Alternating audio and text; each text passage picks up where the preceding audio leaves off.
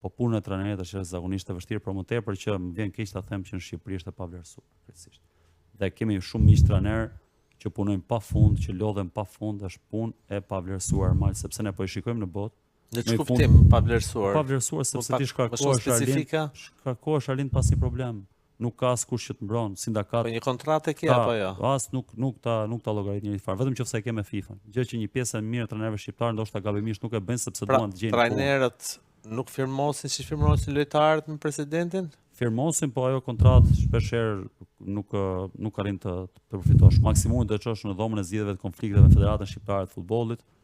Pas edhe kontratat kanë probleme të ndryshme si kontrata, sepse ndonjëherë janë kontrata që nuk gjen bazë për të marrë parat që ke firmosur, dhe edhe në dhomën e zgjidhjes konfliktit të federatës mund zgjat si shumë e fiton, nuk e fiton. Këtu një pjesë përgjithsisht e kanë dhe trajnerët që për shkak për hir të gjeturit punë, firmosen dhe kontrata e pranojnë këtë gjë.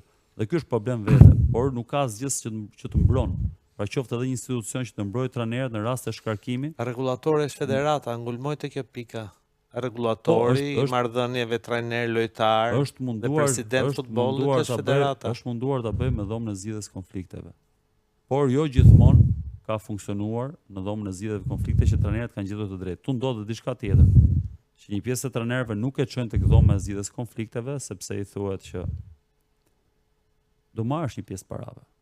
Por mos e ço në FIFA ose mos e ço në federatë sepse unë do të jap një pjesë të parave.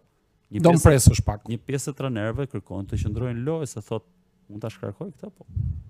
Ndoshta pas një viti më rikthen mua, kështu që për të mbajtur një marrëdhënie të mirë nuk ndjen. Pra,